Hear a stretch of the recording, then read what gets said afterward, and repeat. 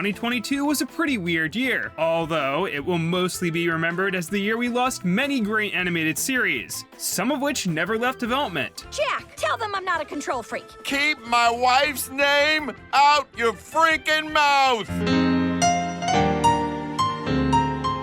I wanted to see if what made it to air was truly the best of the best, so I watched every single cartoon that debuted this year. Sounds impressive, right? Now on to my overly strict rules. I only watched one season or the first drop of episodes to even the playing field and keep my workload manageable. I'll be looking at 37 shows in order of release, with a ranking at the end from worst to best, so hopefully you'll get a sense of what it was like to experience these over the course of the year. I used this Wikipedia list as a jumping off point, which excluded projects like the VFX-filled documentary miniseries Prehistoric Planet. This is the one time when I'm actually glad that Jon Favreau asserts that his photorealistic visual effects projects aren't animated. Less work for me, even though they could all technically make the cut. No preschool series, international series, web series, shorts, or live-action hybrids. I'll get to you in 2023.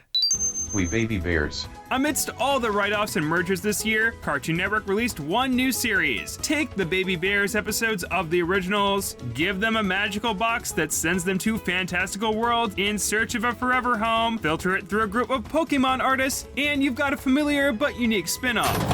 Hello? Hello, sir, madam.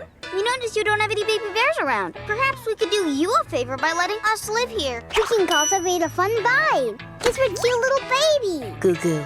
Gaga. This will probably alienate kids that grew up with the original, aging down a relatable show about adulting into something more formulaic with simpler storytelling. But the main trio retain their personalities and remain fish out of water. Personally, I think the appeal of We Baby Bears lies in seeing the impressive number of new settings or cute anthro designs rolled out in each episode. In that way, it reminds me of Infinity Train, just with a few random forgettable songs thrown in and a little less trauma.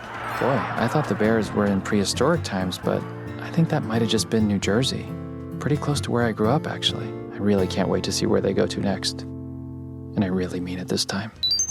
El Deafo. This 3-episode Apple TV Plus miniseries stood out for being one of the best representations of deafness I've ever seen in animation. I took a sign language course in high school that I retained very little from, so clearly I know what I'm talking about. It's narrated by Cece Bell, based on her graphic novel that recalls her personal experiences growing up with this bulky phonic ear hearing aid, and trying to make friends while navigating deaf stigmas and finding her voice through fantasies of a superhero alter ego. The story really benefits from being adapted into an audio-visual medium, as the fantastic sound design emulates what Cece hears depending on what she's seeing, so speech becomes clearer if she reads someone's lips, or if they're using a microphone.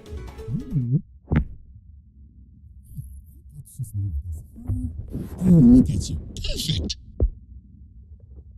Cece, can you hear me?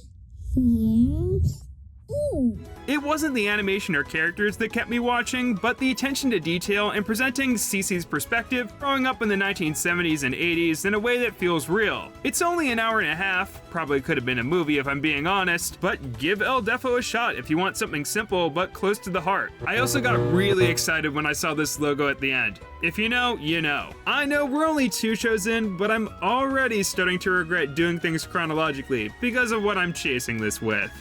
Smiling friends. There was an almost instant fanbase for this 11-minute Adult Swim series, due to creators Zach Adel and Michael Cusack coming from an online background. But I was drawn to Smiling Friends for breaking away from the sitcom mold that so much modern adult animation is falling into. Optimist Pim and cynic Charlie work at a company tasked with making their clients smile, who can range from antisocial gamers to canceled celebrities. Hello? The premise is loose enough that an episode can be anything, from a mini horror flick to a mundane Seinfeldian misunderstanding. Pim and Charlie are not the best of friends, but it feels like any criticisms come from a genuine place of care. Those, along with the naturally awkward conversations, ground a world populated by sketchy, sentient fast food mascots and Satan. Can I pull your hair? No, please don't. The show loves to introduce a joke and then call back to it moments or minutes later, a good reminder to pay attention. You might miss a great bit of mixed media, a beautifully lit background, or a hidden detail. How do I look, yellow man? Who are you? Even though I did like the new Rick and Morty season more than usual, I was disappointed by Adult Swim canceling Tuca and Birdie a second time, leaving little on the block I'm invested in. Give me more things like Smiling Friends where the characters move way too fast and I'll be pleased. Supernatural Academy. Based on a sexy urban fantasy series recommended for readers aged 17 and up due to language and sex scenes, is a peacock teen drama about shape-shifting wolves attending a magical boarding school. At first I was unsure who this was made for because it looks like it could air on Disney Channel and the writing never feels too adult or dark, with surface level crushes and black and white conflicts. But then these clips are 10 minutes apart. The truth is, what we're about to do is some serious, next level suspension worthy shit. I'm gonna leave this here for context, just in case I get demonetized. Who the troll? Who the troll? Who the troll?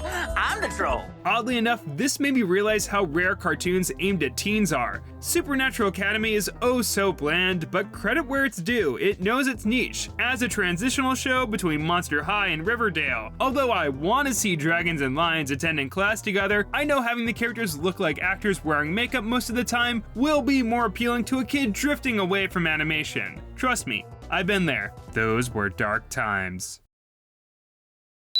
Critical Role, The Legend of Vox Machina. This is the series I put off watching the longest. I've never listened to the podcast this Amazon Prime original is based on, and the only D&D I'm familiar with is the one where something's brewing at D&D. At first I was put off by the huge main cast and all the crude vomit and sex jokes, but I got attached to this band of misfit miscreant mercenaries as they set off to save the town of Briarwood from a family of vampires that the team's gunslinger, Percy, seeks revenge against. Over time the stakes rose, and I came to understand the bonds between every member of Vox Machina. As well directed as it is, action fantasy shows just aren't my thing, but this one kept up my interest despite the majority of episodes being paced like one long campaign with few subplots to shake up the structure. I'm glad that Critical Role got to maintain the tone of its original campaign, and I bet I get more out of the Legend of the Found Family trope if I listen to that. But yeah, that looks like homework to me. Be sure to watch the 150 other videos I made when you're done with this one to really get the most out of it. Doomlands. This original adult series on the Weird Al movie streaming service about a mobile bar in a post-apocalyptic wasteland is initially brought down by its rambling dialogue and distractingly derivative characters like Rick without depth or Silent Mr. Gus. What the heck did you just say? As it went on, I noticed some cool designs or stylized animation. The likable supporting cast took center stage, and the stories kind of became compelling. I could see Doomlands being someone's comfort show, but it's so under the radar that the official Twitter account doesn't think it came out yet, and the Wikipedia article just assumes what the show is like. I hope this guy on Twitter with his disgusting square pizza enjoyed it. Angry Birds Summer Madness. Angry Birds fans finally got their own Camp Coral. I guess this short-form Netflix comedy that ages down the animated movie cast and throws them into a summer camp is a good adaptation. I mean, you got the birds, you got the pigs, you got the giant slingshot, you got the generic bully bird and their palette swap sister, you got the theme song, it's all here. There's some nice backgrounds, character acting, and a wide variety of conflicts despite being locked to one setting. But at its best, the writing was only kind of funny and clever. What are you gonna do? I'm gonna have to eat crow. I'd like to see you try. It's an expression. Means I'm gonna have to apologize. Duh. Apology accepted! When I take notes for videos, I insert timestamps for clips to pull. Back in February, I wrote Episode 3, 3 minutes and 17 seconds, epic fart moment. I almost thought I lost track of it, but here it is. Here's the epic fart moment. That was not an armpit. Fairview. I watched all 8 episodes of this Comedy Central South Park wannabe hoping it might get better or show off its strengths. All right, everyone, we're back. So how'd it go with the nipple rubbing? It did not. Half the dialogue is screamed, and everyone looks like a Higglytown hero. The mayor protagonist isn't relatable enough to be sympathetic. I'm sure the animation was under heavy time constraints, but there's something accidentally endearing about how much it feels thrown together. There's a lack of facial expressions or visual gags that make reaction shots super awkward, an entire song montage consisting of stock footage, and look at this shot of a guy in his car. They just stuck his character model in there. If they make more Fairview, I might be there, but only for the jank. Okay, so my dad says that I need what's called a perpetual colonoscopy. It's where they gently jam a camera down there and they just leave it on, Big Brother style, because apparently the polyps their lineage gets grow like those dinosaur sponges. Like you blink and your colon is a bowling ball. Big Nate. My family had every Big Nate book we could get our hands on back in the day. Nickelodeon's take on the decades-old comic strip about a rebellious middle schooler and his pals has seen some changes born out of how Nate's perspective has been embraced. His rival Gina and nemesis Mrs. Godfrey lose some of their nuance to reflect how Nate sees them. The humor and conflicts are more outlandish, making good use of cutaways to 2D artwork or photo montages, but you lose some of the quiet or sarcastic punchlines from the strip. However, what we're left with feels like they took my old memories of the series and combine them with the manic, kid-empowering energy of a Scott Fellows show and the stylized CGI of the Peanuts movie.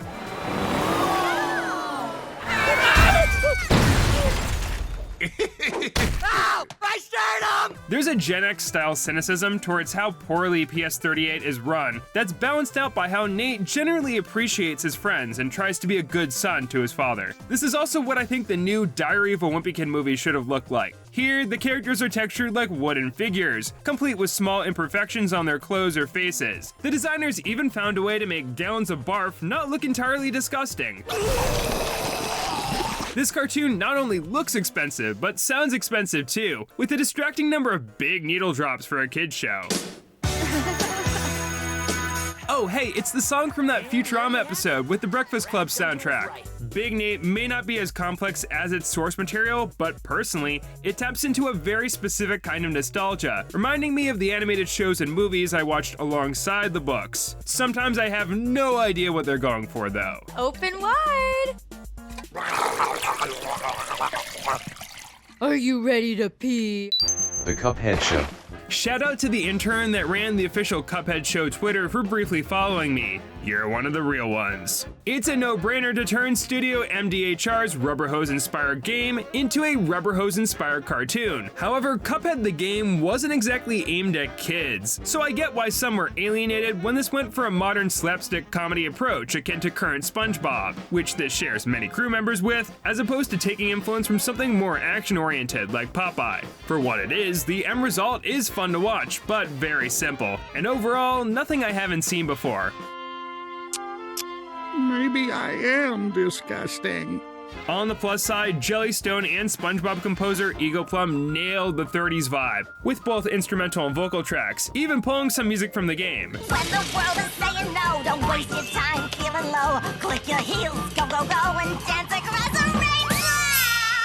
Play shoplifting. The casting didn't go for too many well-known VAs, and was all the better for it, giving the likes of Cuphead and Mugman very recognizable voices, as they adventure across the Inkwell Isles. We're going to that carnival! Absolutely not! There's no way we're going.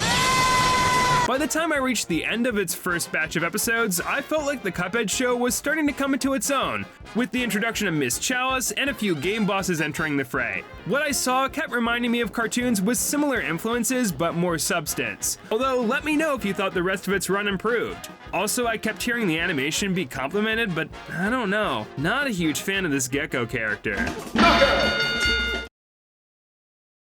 The Proud Family Louder and Prouder. I formally apologize to the Black community for getting this title mixed up with The Loud House. For years, I heard about how ahead of its time this early 2000s classic was. Now it's picking up where it left off on Disney+, where both teens and adults face the technology and cultural norms of Gen Z. I was expecting the celebrity cameos and slightly out of touch but good-intentioned episodes about temporarily eradicating homophobia, but I wasn't expecting a scene where Penny Proud buys an Iron Man-like stealth suit and transforms into a giant spider. Tarantula mode. I quickly learned that Louder and Prouder likes to go for what's funnier instead of what might make for a more touching story. A fine approach, just again, not really my thing. Unlike the Fox shows I'm used to, this is an animated sitcom that embraces being animated, complete with a fantastically lit, updated art style, although I will miss the charmingly limited look of the original. Also, this was the last time I noticed a really low-quality early pandemic, probably recorded on Zoom voice performance. Goodbye, old friend. Penny, I'm not paying you to twerk. I'm paying you to work. The Boys presents Diabolical. The Boys is the only show where I've been told that I would not like it, so I never watched it. But you don't have to know much about it to enjoy this anthology series on Amazon Prime. The shorts are mostly united by showing what happens when everyday people get their hands on the Compound V serum that gives humans superpowers. Each takes on a distinct animation genre, like Americanized anime, classic theatrical shorts, or Rick and Morty.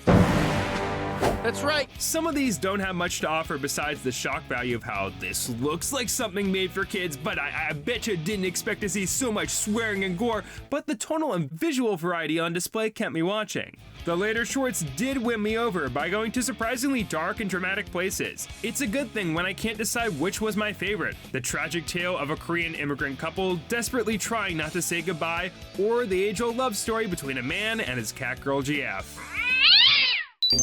Human resources. Man, I love Sega. I could barely get through the Big Mouth pilot, but I had a decent time with its spin-off. It explores the lives of the monsters that moderate the emotions of adults, exploring complicated subjects like early parenthood and dementia. It's easy to get invested in the lives of these creatures when workplace relationships and promotions get in the way of their clients. The final episodes are built up well too, even answering a few lingering questions about the very abstract rules of this world. There is one question that remains: why does everyone still look so ugly? I mean, Pete the Logic Rock can stay. I can tell the crew liked him a whole lot. I just wish they didn't feel the need to keep the art styles consistent. Spending more time with the slightly more appealing monsters means that it's jarring when you cut to a crowd of teenagers stumbling around. It's hard for me to get invested during an emotional low point, when RuPaul's Bitmoji stares you down for 30-ish seconds. But if the designs do work for you, then more power to ya. Now I think it's time to switch over to my brand new avatar design. Transformers, Botbots. The first piece of Transformers media I've ever seen in full is a short-form Netflix comedy based on a recent toy line, featuring robots disguised as household objects that have adventures in a shopping mall after hours. Besides a few mentions of Energons and all the Botbots belonging to factions besides the outsider protagonist, the Lost Bots, this isn't very Transformers-y. However, being removed from the continuity means it can run wild and do whatever it wants, like a parody of 80s cop shows that turns into a court case. With Sir Lawrence Attenborough III as Police Chief Barkbottom. The characters are all easy to grasp, but there's a nice sense of sincerity behind the interactions and lots of continuity nods. So there's these little arcs and status quo changes throughout the season that caught me by surprise. Fun designs too. I kept getting distracted by how so many of the Lost Bots have unique ways of being expressive through their eyebrows. The seemingly endless mall setting has a slightly realistic look, and I like that we see so much of it from the perspective of these tiny, inexperienced characters. Spectre Halloween? What's a Halloween? Who did this? Whatever this is, it definitely wasn't here yesterday. The only aspect I wasn't big on was Dave, the bumbling security guard whose increasing patheticness never went anywhere new comedically. Still, this is a great example of a silly reboot for working within the framework of the franchise without forcing humor into a more serious setup. In other words, Transformers Botbots is more complex than I originally thought. Pinecone and Pony. DreamWorks' adaptation of a popular children's book for Apple TV revolves around a determined girl training to become a warrior with her best friend Pony. You've probably seen every story it has to offer, but I stayed for the charming and well-defined characters. I had no idea Mom could be like this. Have you ever seen anyone so competitive? All right, Pony! Woohoo! Yeah!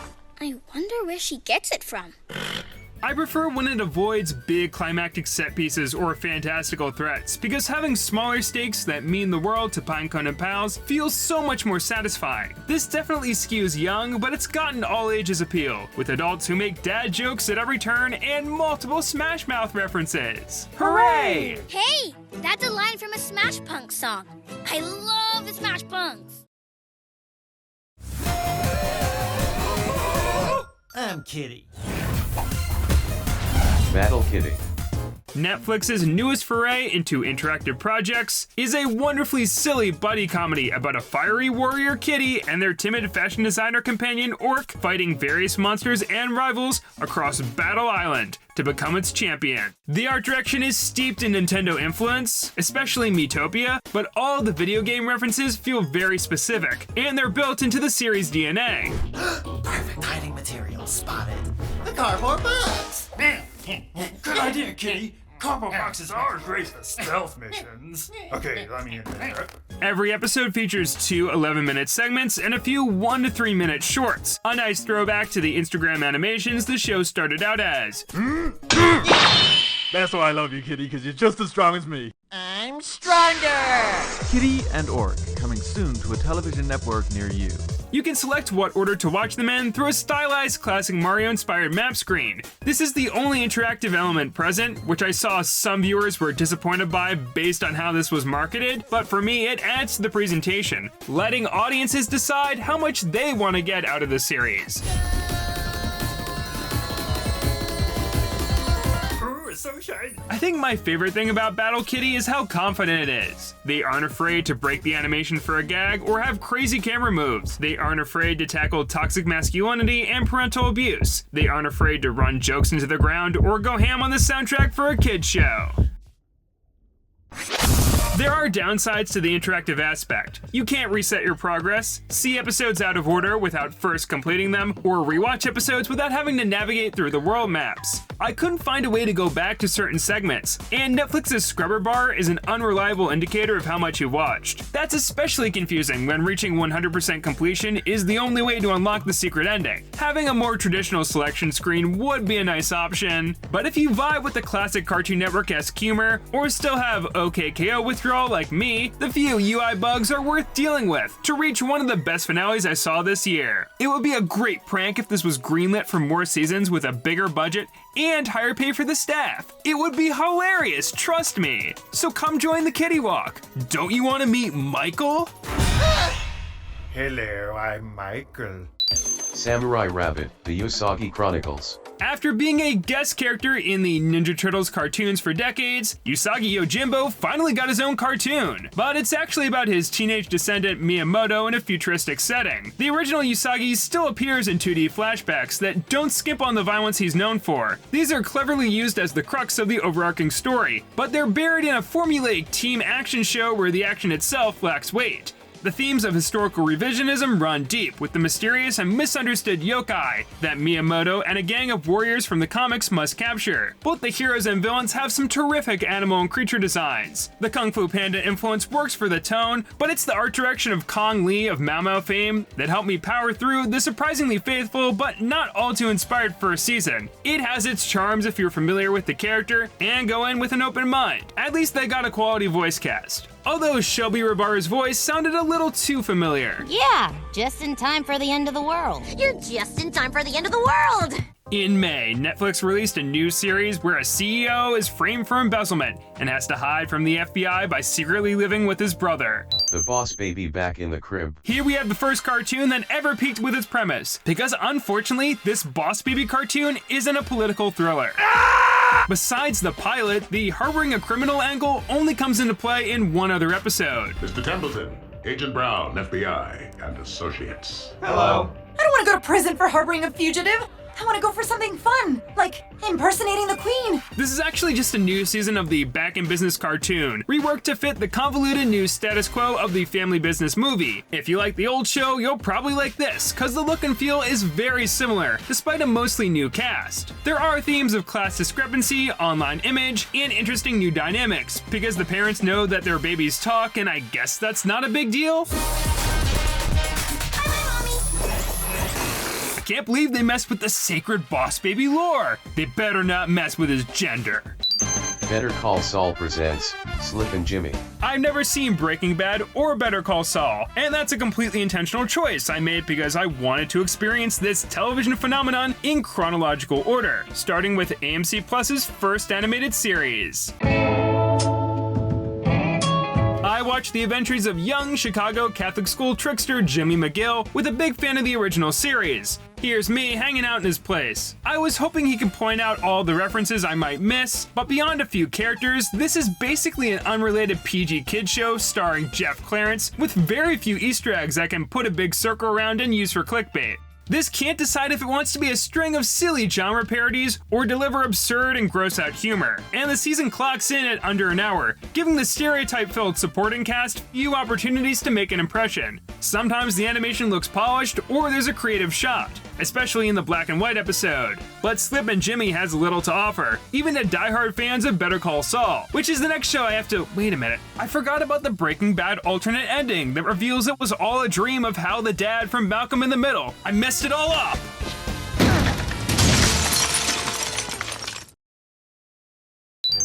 My Little Pony, Make Your Mark. My Little Pony used to dominate animation discussion on YouTube for most of the 2010s, so I knew what Generation 5 had to live up to, despite only watching the controversial Brony documentary that permanently ruined the word Discord for me.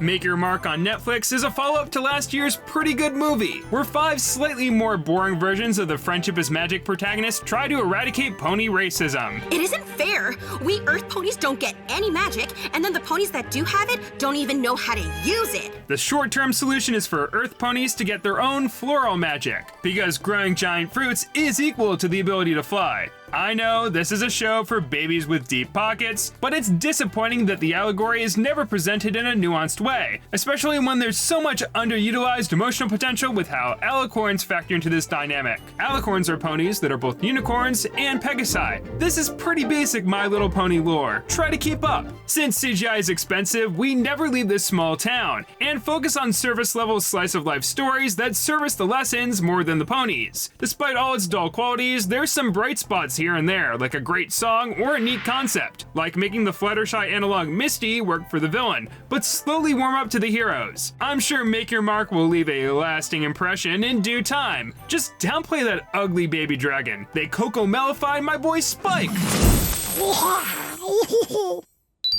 Dead End, Paranormal Park.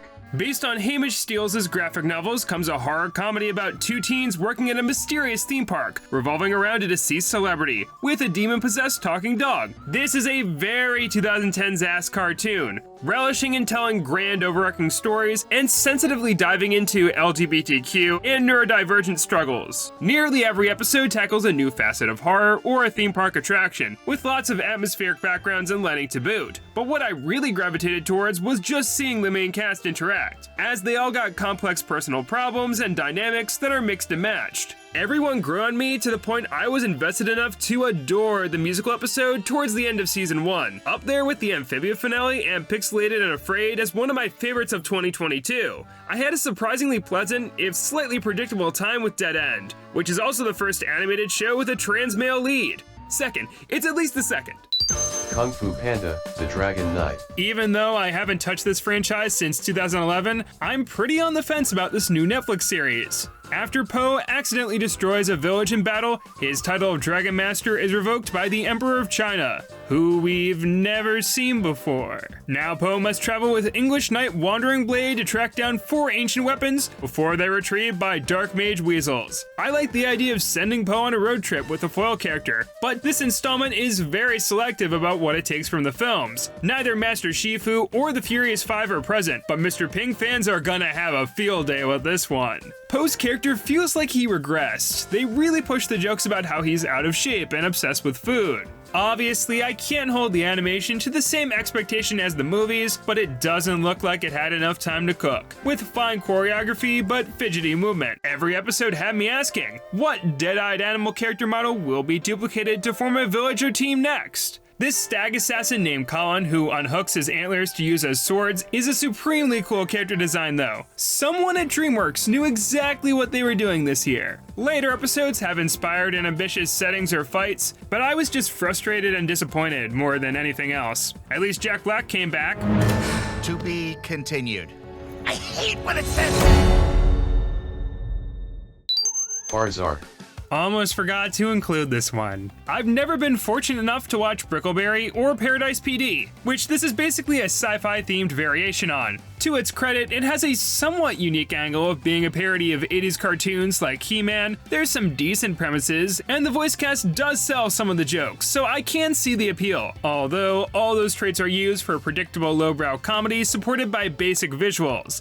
It's hard to take protagonist Prince Feikel's conflict over whether or not to work with his jerk of a father seriously when everyone is either a reskinned Futurama character or a vehicle for gags. Hold on. Is this gonna be like Futurama? Yes!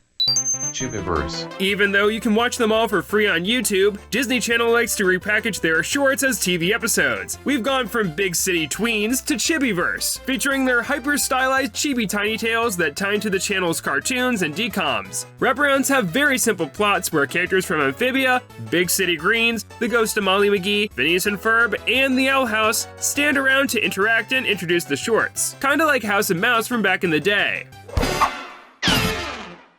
That stranger handed me a card saying we should watch Hamster and Gretel Chibi Adventures. Alright, I guess we're gonna watch Hamster and Gretel Chibi. Aww. It's nice to see some cameos from older properties or non-canon interactions, but none of the dialogue is too memorable. Some shorts are confusing to watch out of context, like if you haven't kept up with Amphibia, and others don't have transitions at all. I'm glad that Chibiverse is currently free to watch on YouTube, because there isn't much to this show unless you're super invested in these characters or the Disney brand. At least it knows what it is.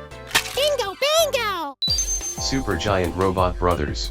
In this Netflix action comedy, the world is defended against alien kaiju by two giant quasi-sentient fighting robots, the rough and tumble Shiny and the overly logical Thunder, both commanded by the over-the-top Colonel Creed and invented by genius 13-year-old Alex. These two sets of characters complement each other, and it's rewarding to see these old and new tropes of mecha anime robots and pilots learn to trust one another as a team. The overarching story revolving around wormholes and government conspiracies helped the series solidify its identity as a silly modern take on a Saturday morning cartoon. But I think the real draw were the stylized CGI visuals animated by real effects in Unreal Engine. With every shot you get a sense of the scale or power of each character, especially with the camera work having a subtle handheld feel. The hand-drawn look of the textures and sprawling minimalist cities remind me of that Dance Pants Powerpuff Girls special. Supergiant Robot Brothers is polished and fun, just ignore some of those early incidental models.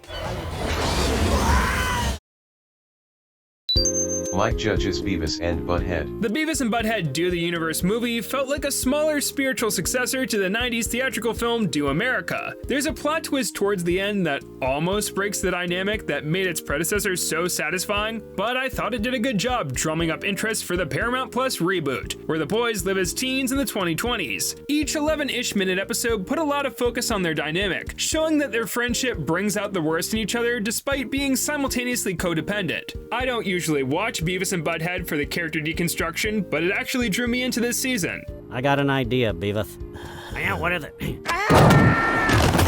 This reboot almost immediately tries to shake up the old formula by having Beavis solo adventures where he stumbles upon unlikely friendships and stories with old Beavis and Butthead. There, the pair act exactly the same, but now face jury duty and kidney failure. So we get $14 a day for this?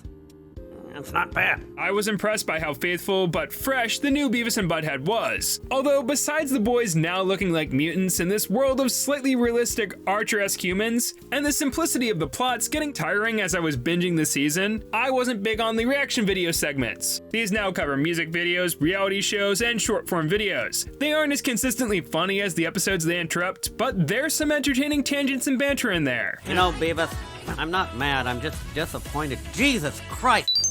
Hamster and Gretel. The newest show from TikTok sensation Dan Povenmire is here. I got records on my fingers and ice in my veins.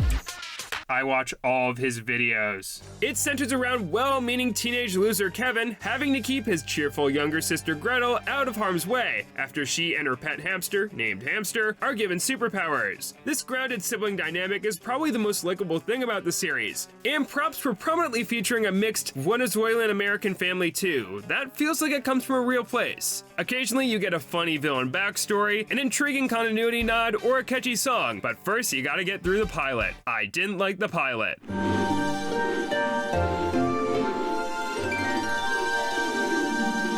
The first half hour tries to establish too much at once, the staging is bland, the action lacks weight, some backgrounds look very out of place, and a little Phineas and Ferb music is reused. However, every subsequent episode I saw had more cohesive writing or animation that looked a bit less automated. Over time, I found myself growing attached to this casual superhero world, although the supporting cast felt like a means to an end for the plot or comedy more than endearing characters. Except for Fred, I liked Fred. Okay, boomer. Compared to Milo Murphy's Law, which the promos want you to forget about, from a creator of Phineas and Ferb, Hamster and Gretel has a clearer identity of what it wants to be from the get-go, with lots of room to grow, but currently it is quite generic. I can't stop watching it. Little Demon.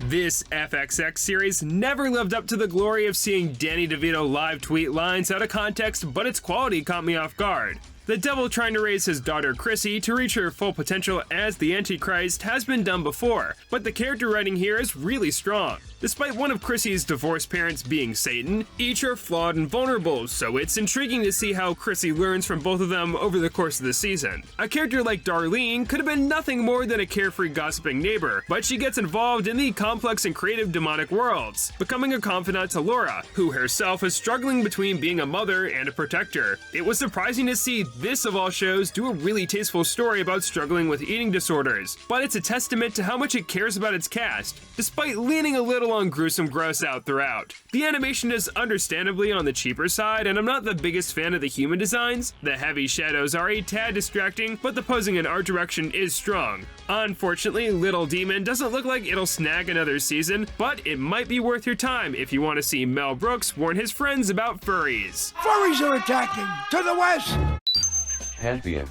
Some of the early reactions to this have people put off by its slow pace or disappointed by the immediate lack of action, and I think that's understandable, because Pantheon is a rare breed, an American animated sci-fi adult drama. What starts as a story with a cliche setup about two teenage outcasts being bullied at school or dealing with their parents separating unfolds into a conspiracy that brings them together, involving lost loved ones brought back to life as computer programs, known as uploaded intelligence. It's like if you split the first Matrix movie into two storylines, but replace most of its mind-bending action with moments where you get immersed in the world and sit with all the emotions that the characters are dealing with. The attention to detail with its accurate interfaces and well-observed acting keep it distinct from other media asking the same questions about the worship of tech corporations and the godlike powers that an artificial being could possess. Pantheon was unfortunately created for the platform that brought you Slippin' Jimmy, but here's hoping it gets more traction, because I want to see more cartoons written and shot like adult dramas that aren't Japanimation.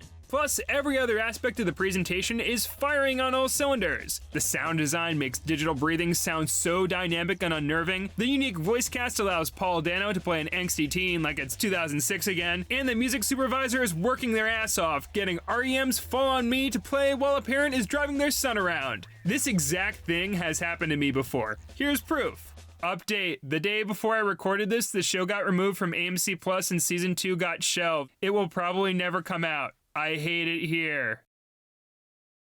Oh, here it is. Are you ready?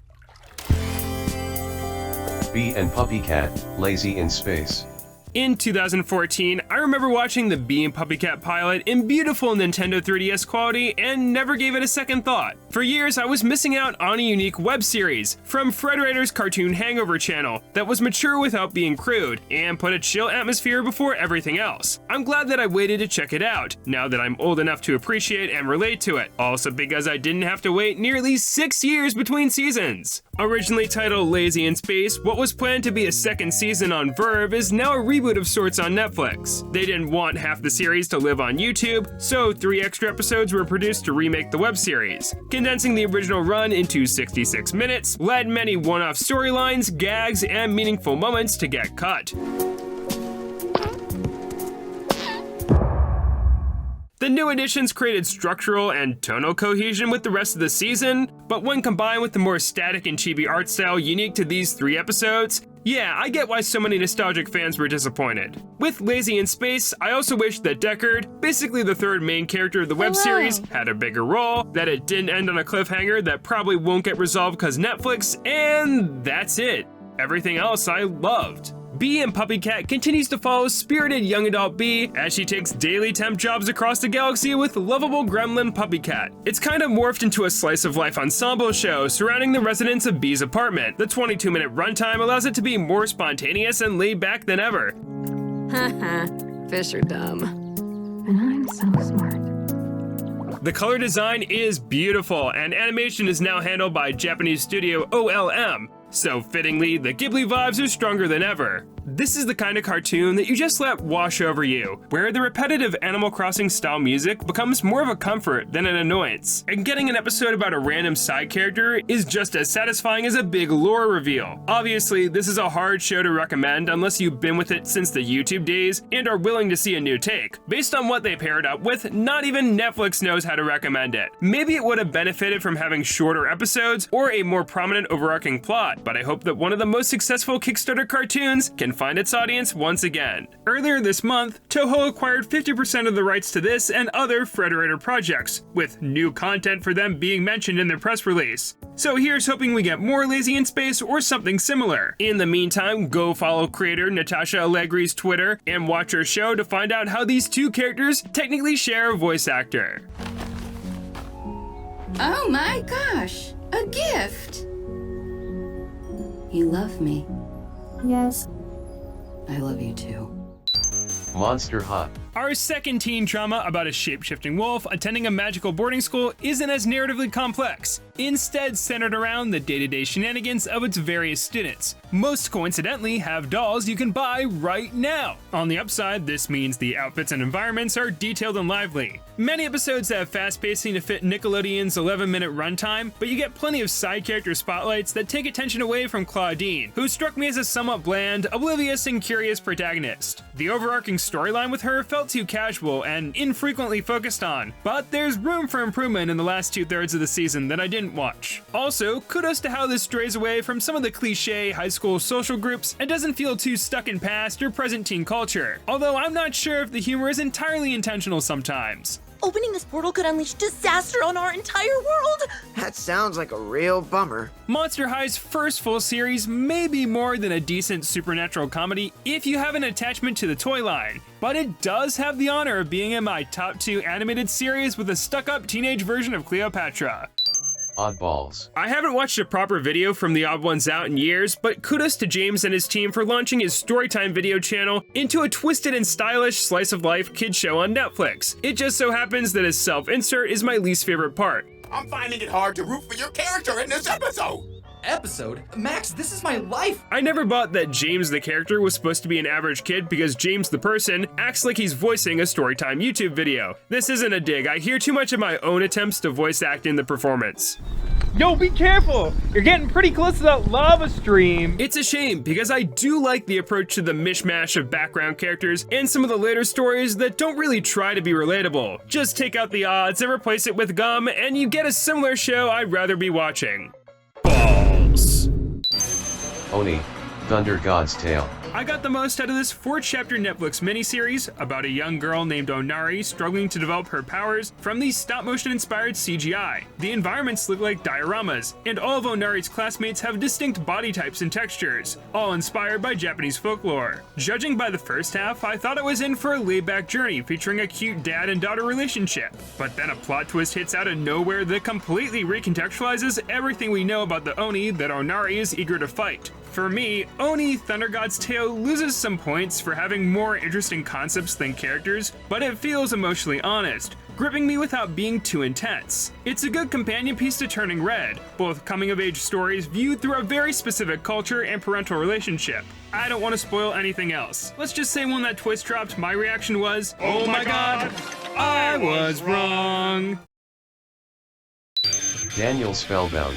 This feels like a slightly more serious and serialized throwback to 2000s boys action shows. The scrappy protagonist, sassy talking animal sidekick, and especially the secret magical world hidden in New York City reminded me so much of American Dragon Jake Long, just slightly less embarrassing. There are no utterances of the phrase Mac Daddy, but you do have this generic soundtrack that sounds straight out of Kahoot. You got any ideas buzzing around in your head?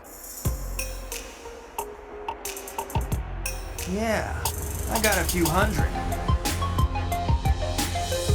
I think it's cool that the series tells one continuous story, with every episode picking up where the last one left off. But as a result, they all blend together and end abruptly too. The structure does work better if you turn on Netflix's autoplay feature. This slowbrow action fantasy is perfect for leaving on in the background. Who would I be if I tore Daniel Spellbound apart when I could see it becoming someone's Johnny Test in like 13 years? Just imagine the video essays.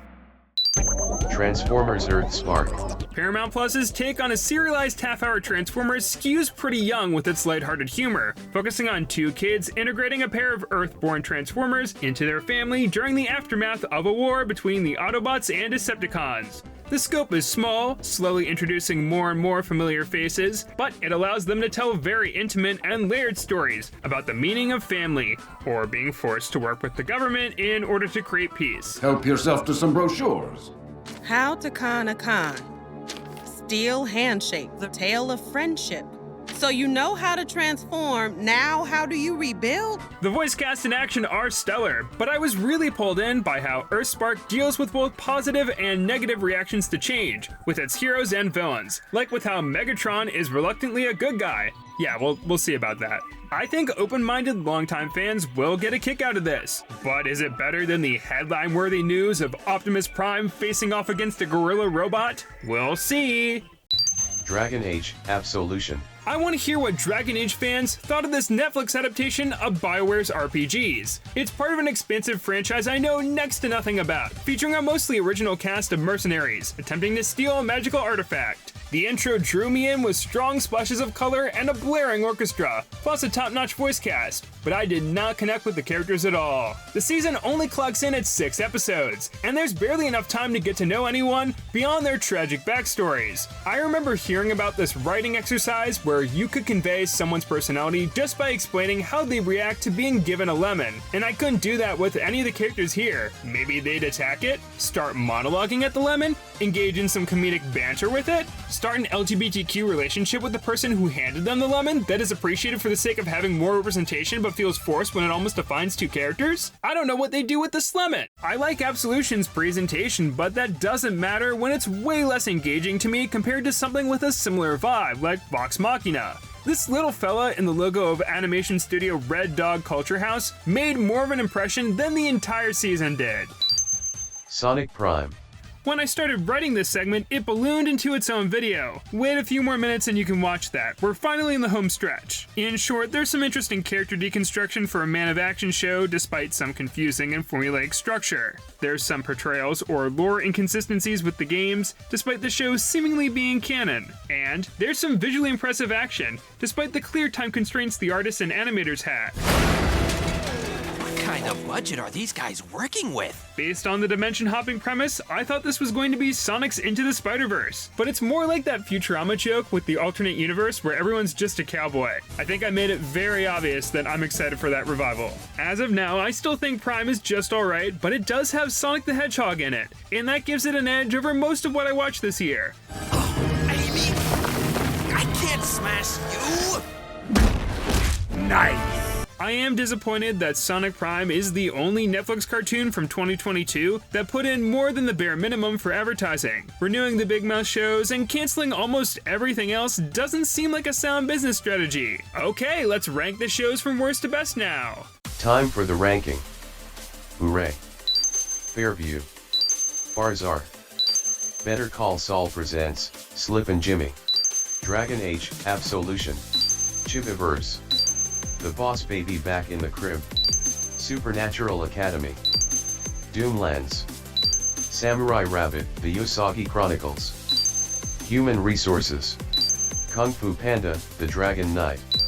My Little Pony, Make Your Mark. Monster High. Daniel Spellbound. Angry Bird Summer Madness. Oddballs. Hamster and Gretel. The Proud Family Louder and Prouder. The Cuphead Show. Transformers, Botbots. We Baby Bears. Sonic Prime. Oni, Thunder God's Tale. The Voice presents Diabolical. Critical Role, The Legend of Vox Machina. Pinecone and Pony. El Deafo. Supergiant Robot Brothers. Transformers Earthspark. Dead End, Paranormal Park. Big Nate. Mike Judge's Beavis and Butthead. Little Demon. Smiling Friends. Pantheon. Bee and Puppycat, Lazy in Space. Battle Kitty. So, what have we learned today? Don't do this. Forcing myself to watch dozens of seasons I wouldn't have otherwise checked out led to some unexpected surprises, but also bad first impressions of long-running franchises. And it was harder to appreciate everything when I was trying to check a box off a list. My final ranking would be very different if I wasn't rushing to get this video out within the first month of the new year. I formed all of these opinions across a 12-month time span, so obviously they're subject to change, especially as more seasons are released. This was by far my most time-consuming video to create in terms of research, which is why I didn't cover any returning shows at all. If you made it this far, let me know in the comments what you prefer I do for 2023. Overall, I think the pros of this project outweighed the cons. It was very difficult to pace a video with 40 total segments if you count the intro, ranking, and outro, but I may cover some of these again in the future. Hopefully, I at least give you something new to watch, / wish didn't get cancelled. Here's a few noteworthy stats I found while researching.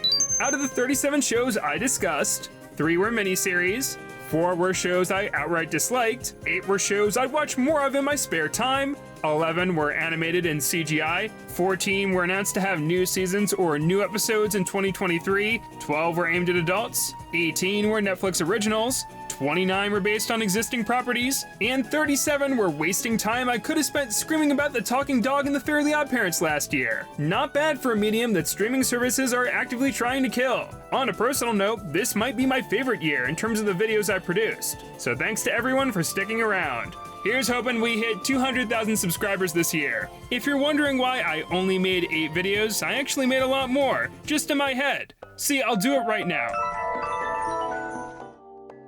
Wow, that intro was hilarious. That looks like it would have taken so long to edit.